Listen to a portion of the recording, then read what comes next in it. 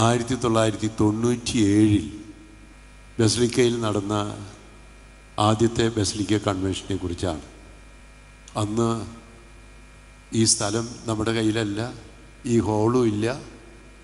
പള്ളിയുടെ മുൻഭാഗത്ത് 1997 ഓഗസ്റ്റ് 15 മുതൽ 23 വരെയുള്ള ദിവസങ്ങളിൽ ആരാധനാലയത്തിൻ്റെ 10ാം വാർഷികത്തോടനുബന്ധിച്ച് അവിടെ മുൻഭാഗത്ത് പന്തലിട്ട് നടത്തിയ കൺവെൻഷനും ദിവ്യകാരുണ്യ പ്രദർശനവും വചനപ്രഘോഷണവും ഒക്കെ മനസ്സിൽ ഓർമ്മ വരികയാണ്.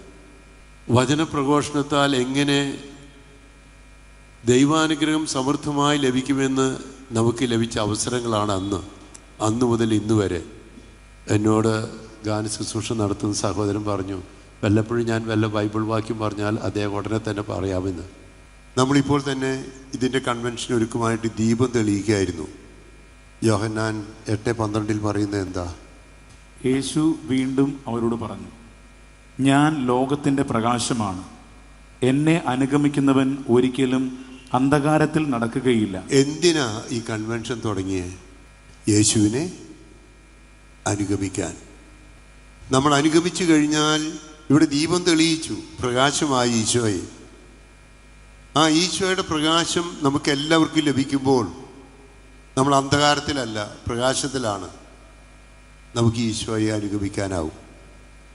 അപ്പോൾ ഈ കൺവെൻഷൻ്റെ ആരംഭം തന്നെ നമ്മുടെ ലക്ഷ്യം ഈശോയുടെ ശിഷ്യരാകുക, അനുഗമിക്കുന്നവരാകുക. ഈശോ എവിടെ വരെ എത്തിയോ, പിതാവിൻ്റെ ഭവനത്തിൽ എത്തിയതുപോലെ അതിലെത്തലാണ്. എല്ലാ കൺവെൻഷൻ്റെയും ലക്ഷ്യം അതാണ്. അങ്ങനെയാണെങ്കിൽ നമുക്ക് ഈ ഈശോയെ അനുഗമിക്കാൻ എന്തു വേണമെന്ന് റോമ 8:14 പറഞ്ഞു. എന്തു വേണം ഈ കൺവെൻഷൻ? എന്തുകൊണ്ട് ഞാൻ തുടക്കത്തിൽ തന്നെ പരിശുദ്ധാത്മാവിൻ്റെ ഗാനം ആലപിക്കാൻ പറഞ്ഞു എന്ന് ചോദിച്ചാൽ അതിന് കാരണം റോമ 8:14 എന്താ പറയണേ? ദൈവാത്മാവിനാൽ നയിക്കപ്പെടുന്നവരെല്ലാം ദൈവത്തിൻ്റെ പുത്രന്മാരാണ്. അപ്പോൾ ഈ കൺവെൻഷനെ നയിക്കേണ്ടത് ഫ്രാൻസിസ് അച്ഛനല്ല, ഞാനുമല്ല, വികാരിച്ചനുമല്ല. ഈ കൺവെൻഷൻ നയിക്കേണ്ടത് ആരാണ്? ദൈവാത്മാവിനാൽ നയിക്കപ്പെടുന്നവരെല്ലാം ദൈവത്തിൻ്റെ പുത്രന്മാരാണ്. ഈ കൺവെൻഷൻ വിജയിക്കണമെങ്കിൽ വചനപ്രഘോഷകരല്ല, മെത്രാനുമല്ല, ദൈവാത്മാവിനാൽ നമ്മൾ നയിക്കപ്പെടണം. ഈ കൺവെൻഷന്, പ്രത്യേകിച്ച് ശതാബ്ദി ആഘോഷിക്കുന്ന ബസിലിക്ക ഇടവകയുടെ ഈ കൺവെൻഷന് നമുക്ക് ഏറ്റവും നല്ല മാതൃക പരിശുദ്ധ അമ്മ തന്നെയാണ്, ഈ ദേവാലയം തന്നെയാണ്. ഈ വർഷം 2025, അതിൻ്റെ 100 വർഷങ്ങൾക്ക് മുമ്പ് 1925 ഇവിടെ പള്ളി തുടങ്ങിയപ്പോൾ നമുക്കതൊരു പ്രത്യാശയുടെ ഒരു അനുഭവമായിരുന്നു. ബസിലിക്കയുടെ ചരിത്രം പറയാൻ പോണേ. 2025 ജൂബിലി വർഷത്തിൻ്റെ ഫ്രാൻസിസ് മാർപ്പാപ്പ നൽകിയ മുദ്രാവാക്യം, സന്ദേശം എന്താണ്? പ്രത്യാശയുടെ തീർത്ഥാടകരാകുക. പ്രത്യാശയുടെ തീർത്ഥാടകയുടെ ഏറ്റവും നല്ല മാതൃക പരിശുദ്ധ അമ്മയാണ്. നമ്മെ സംബന്ധിച്ചിടത്തോളം പ്രത്യാശയുടെ ഏറ്റവും നല്ല മാതൃക ഈ ബസിലിക്ക ദേവാലയം തന്നെയാണ്. കാരണം ഫ്രാൻസിസ് അച്ഛാ ഈ ദേവാലയം പണിത് എന്തുകൊണ്ടാണ് എന്ന് ചരിത്രം മനസ്സിലാക്കിയാൽ അറിയാം. അതും വ്യാകുലമാതാവിൻ്റെ പേരിൽ ഈ പള്ളി എന്തുകൊണ്ട് തുടങ്ങിയെന്ന് ചോദിച്ചാൽ ഈ ജൂബിലി വർഷത്തിൽ പ്രത്യാശയുടെ മാതൃകയായിട്ടാണ്. 1814 തൃശ്ശൂർ കോട്ടയ്ക്കകത്ത് പോർച്ചുഗീസുകാരുടെ നേതൃത്വത്തിൽ കത്തോലിക്കര് ഒരു പള്ളി പണിതത്. ആ പള്ളി 1908 പ്രത്യേക സംഭവവികാസത്തിന് വെളിച്ചത്തിൽ പിന്നീട് അത് കത്തോലിക്കർക്ക് നഷ്ടപ്പെട്ടപ്പോൾ തീർച്ചയായിട്ടും അന്നത്തെ ഇവിടുത്തെ തലമുറയ്ക്ക് നിരാശയുണ്ടാവും. പക്ഷേ നിരാശയെ റോമ 6:6 എന്താ പറഞ്ഞേ? നാം ഇനി പാപത്തിന് അടിമപ്പെടാതിരിക്കത്തക്ക വിധം പാപപൂർണമായ ശരീരത്തെ നശിപ്പിക്കാൻ വേണ്ടി നമ്മിലെ പഴയ മനുഷ്യൻ അവനോടുകൂടെ ക്രൂശിക്കപ്പെട്ടിരിക്കുന്നുവെന്ന് നമുക്കറിയാമല്ലോ. അത് കഴിഞ്ഞുള്ള വാക്യമാണ് വേണ്ടത്. റോമ 6:6, റോമ 5:5. എനിക്ക് തെറ്റി. പ്രത്യാശ നമ്മെ നിരാശരാക്കുന്നില്ല. നമ്മുടെ പുത്തമ്പള്ളി ഇടവക്കാരെ പ്രത്യാശ നമ്മുടെ പൂർവികരെ നിരാശരാക്കിയില്ല. പ്രത്യാശ ഉണ്ടാകണമെങ്കിൽ വിശ്വാസം ഉണ്ടാകണം. വിശ്വാസം ഉണ്ടായിരുന്നു. എബ്രായർ 11:1 എന്താ പറഞ്ഞേ? വിശ്വാസം എന്നത് പ്രത്യാശിക്കുന്നവ ലഭിക്കുമെന്ന ഉറപ്പും കാണപ്പെടാത്തവ ഉണ്ട് എന്ന എന്നുള്ള ബോധ്യവുമാണ്. അപ്പോൾ നമ്മുടെ പഴയ തലമുറയ്ക്ക് പ്രത്യാശ ഉണ്ടായിരുന്നു, വിശ്വാസം ഉണ്ടായിരുന്നു. വിശ്വാസം ഉണ്ടായപ്പോൾ പ്രത്യാശയുണ്ടായി. അങ്ങനെ നഷ്ടപ്പെട്ട പള്ളിക്ക് പകരം നമ്മുടെ പള്ളിയുടെ മുൻഭാഗത്തുള്ള സ്കൂൾ കെട്ടിടത്തിൽ 1925 മർത്തമറിയം പള്ളിക്ക് പിന്നെ പുതിയ പേരിട്ടു, വ്യാകുലമാതാവിൻ്റെ പള്ളി. ഹല്ലേലൂയ പറഞ്ഞോ കേൾക്കട്ടെ ഉറക്കെ. ഹല്ലേലൂയ എന്ന് ഇടയ്ക്ക് പറയുന്നത് നല്ലതാ. പ്രത്യാശ നമ്മെ നിരാശരാക്കുന്നില്ല, റോമേ 5:5. അപ്പൊ നമുക്ക് നഷ്ടപ്പെട്ടതിൻ്റെ സ്ഥാനത്ത് പ്രത്യാശയോടെ നിന്നപ്പോൾ, വിശ്വാസത്തോടെ നിന്നപ്പോൾ നമ്മുടെ പഴയ തലമുറയ്ക്ക് ഒരു പുതിയ പള്ളി ആരംഭം കുറിച്ചു. ഫ്രാൻസിസ് വാഴപ്പള്ളി പിതാവിൻ്റെ പ്രത്യേക താല്പര്യത്തിൽ 1929 മുതൽ 40 വരെയുള്ള കാലഘട്ടങ്ങളിൽ അദ്ദേഹം യൂറോപ്പിലെ ദേവാലയങ്ങൾ കണ്ട് അന്ന് ഏഷ്യയിലെ തന്നെ ഏറ്റവും വലിയ പള്ളി, വ്യാകുലമാതാവിൻ്റെ പേരിലുള്ള പള്ളി പണിയാൻ സാധിച്ചത് എന്തുകൊണ്ട്? ചിലത് നഷ്ടപ്പെട്ടപ്പോഴാ. പക്ഷെ അത് പ്രത്യാശയിലേക്ക് നയിച്ചു. കാരണം നമുക്ക് വിശ്വാസമുണ്ട്, നമുക്ക് പ്രത്യാശയുണ്ട്.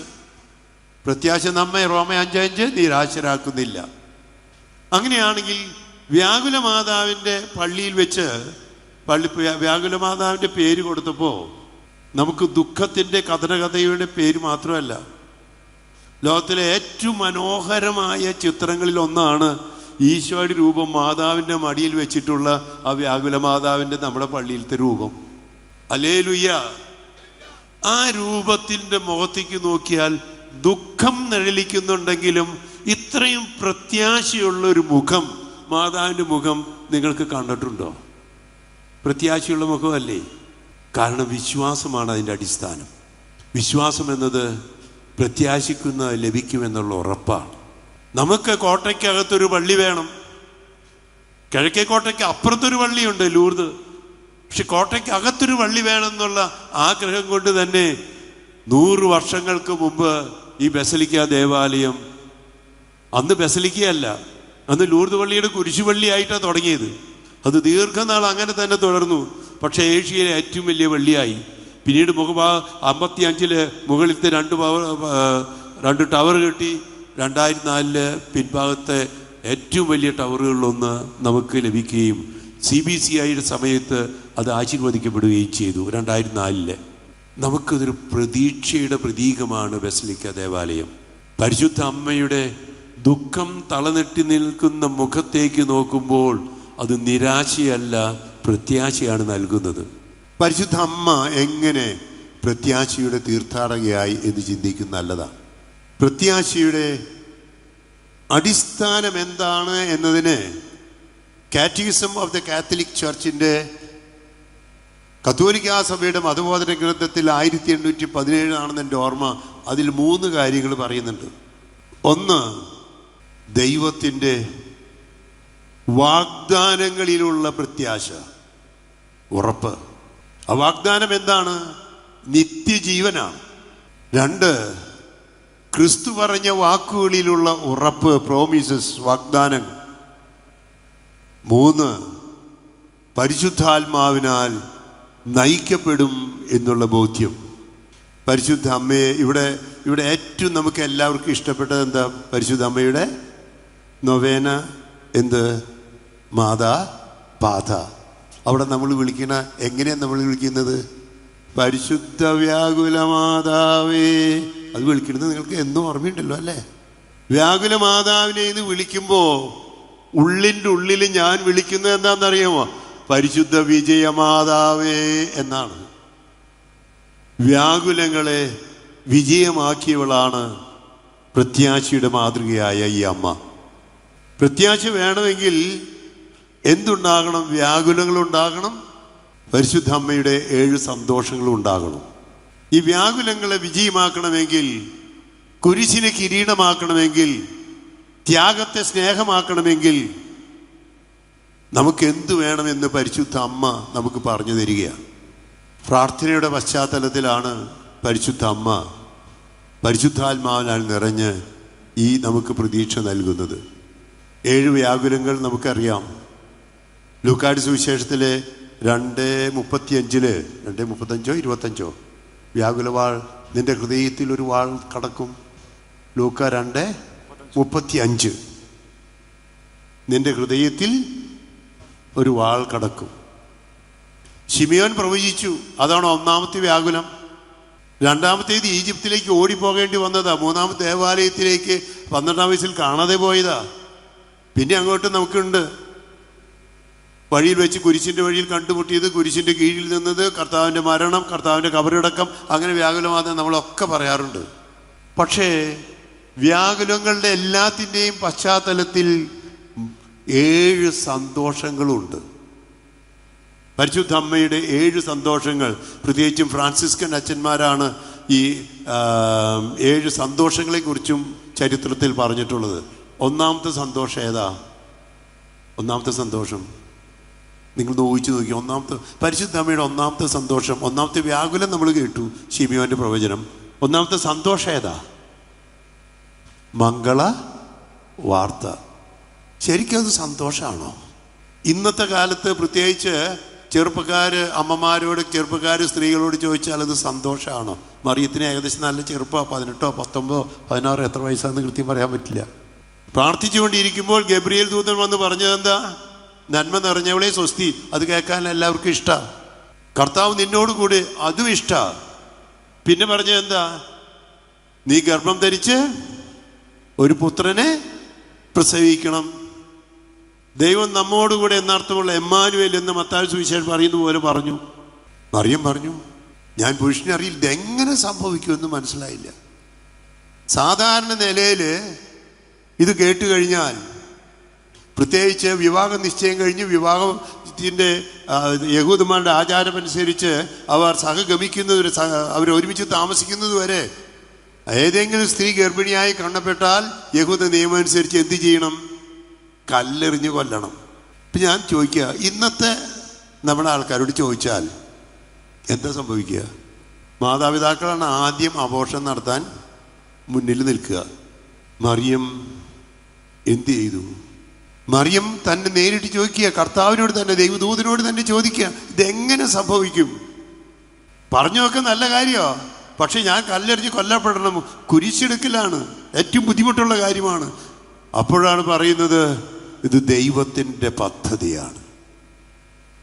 ജെറമിയ 29:11 പറഞ്ഞു. എന്താ ജെറമിയ 29:11? എല്ലാവരെ കുറിച്ചും പദ്ധതിയുണ്ട്. എന്നെക്കുറിച്ചും നിങ്ങളെക്കുറിച്ചൊരു പദ്ധതിയുണ്ട്. ഈ പദ്ധതിയിൽ പഴയ നിയമത്തിൽ വാഗ്ദാനം ചെയ്ത വരാനിരിക്കുന്ന രക്ഷകന് ജന്മം കൊടുക്കാൻ എല്ലാ എല്ലാ സ്ത്രീകളും ആഗ്രഹിച്ചിരിക്കുന്നു. അതുകൊണ്ടാണ് ഏതെങ്കിലും ഒരു സ്ത്രീ വന്ധ്യ എന്ന് പറഞ്ഞാൽ അവൾ ശപിക്കപ്പെട്ടവളാണ്. കാരണം വരാനിരിക്കുന്ന രക്ഷകന്റെ അമ്മയാകാൻ പറ്റില്ലല്ലോ എന്നൊക്കെ യഹൂദരുടെ ഇടയിൽ ചിന്തയുണ്ടായിരുന്നു. മറിയം ദൈവത്തിൻ്റെ പ്രതീക്ഷ കാത്തിരിക്കുന്നവളായിരുന്നു. പക്ഷെ ദൈവത്തിൻ്റെ പദ്ധതി മനസ്സിലായില്ല. ദൈവത്തിൻ്റെ പദ്ധതി എന്തായിരുന്നു? ഇവിടെ ഒരു ചോദ്യം ചോദിക്കാൻ ഞാൻ ആഗ്രഹിക്കുക. എപ്പോഴാണ് നിരാശ വരിക? എന്തിനാ ജീവിക്കണേന്ന് അറിയാത്തപ്പോൾ. രോഗം വരുന്നു, ബുദ്ധിമുട്ട് വരുന്നു, മറ്റുള്ളതൊക്കെ വരുന്നു. എന്തിനാ ജീവിക്കണേന്ന് അറിയാതെ വരുമ്പോൾ നിരാശ വരും. ദൈവം മനുഷ്യനെ സൃഷ്ടിച്ചത് എങ്ങനെ? ഉൽപ്പത്തി 2:7 എങ്ങനെ സൃഷ്ടിച്ചേ? ഉൽപ്പത്തി 2:7 എങ്ങനെ സൃഷ്ടിച്ചേ? ദൈവമായ കർത്താവ് ഭൂമിയിലെ പൂഴി കൊണ്ട്, പൂഴിയിലെ മണ്ണുകൊണ്ട്, ഭൂമിയിലെ മണ്ണുകൊണ്ട്, മനുഷ്യ നീ മണ്ണാകുന്നു, മണ്ണിലേക്കു മടങ്ങുന്നു. ഇപ്പം ഇരിക്കുന്ന ഞാനും നിങ്ങൾ എത്ര കിലോ മണ്ണാ? ഇപ്പം ഇവിടുത്തെ സിമിത്തേരിയിലാവുമ്പോൾ പെട്ടെന്ന് അധികം മണ്ണ് കയറില്ല, പക്ഷെ നമ്മൾ മണ്ണായി തീരും. നമുക്കൊരു ഗുണമില്ല എന്ന് ചിന്തിക്കുമ്പോൾ നിരാശയുണ്ട്. ആ പൂഴി കൊണ്ട് എന്ത് ചെയ്തു? രൂപം ഉണ്ടാക്കിയിട്ട് ജീവന്റെ ശ്വാസം കൊടുത്ത മണ്ണിനെ വിളിക്കുന്ന പേര് ജീവനുള്ള മണ്ണിന് പദാർത്ഥത്തെ വിളിക്കുന്ന പേര് ജീവി, ജന്തു, മൃഗം. നമുക്ക് എല്ലാവർക്കും മൃഗത്തിൻ്റെ സ്വഭാവമില്ലേ? ഭക്ഷിക്കണം, കുടിക്കണം, അത് കഴിഞ്ഞാൽ കിടന്നുറങ്ങണം, അത് കഴിഞ്ഞാൽ സെക്സ്, രമിക്കണം, പിന്നെ കാടിൻ്റെ നിയമം എല്ലാം പിടിച്ചെടുത്ത അതീശത്തും. എന്തിനാ ജീവിക്കണേ? മൃഗത്തെ പോലെയാണോ? മൃഗത്തെ പോലെ ആകുന്ന ജീവിത ലക്ഷ്യമുള്ള ചിന്തിക്കുന്ന ഒരുപാട് മനുഷ്യർ നമ്മുടെ ചുറ്റുപാടുണ്ട്, മൃഗീയ സ്വഭാവത്തിൽ ജീവിക്കുന്നവർ. എന്നാൽ മനുഷ്യ മൃഗം മാത്രമല്ല. ഉൽപ്പത്തി 2:17 അവന് നിർത്തി ഒരു മരത്തിൻ്റെ മുമ്പിൽ. ആ മരത്തിൻ്റെ പേരെന്നാ? അറിവിൻ്റെ വൃക്ഷം. അറിവിൻ്റെ വൃക്ഷം. അതിനൊരു വിശേഷണം കൂടി കൊടുത്തു, നന്മതിന്മകളുടെ വൃക്ഷം. ആ മൃഗത്തിന് ബുദ്ധി കൊടുത്തു, തിരിച്ചറിവ് കൊടുത്തു, വിവേചനം കൊടുത്തു. ഇതാണ് നന്മ, ഇതാണ് തിന്മ. സ്വാതന്ത്ര്യം കൊടുത്തു. ബുദ്ധിയുള്ള മൃഗം.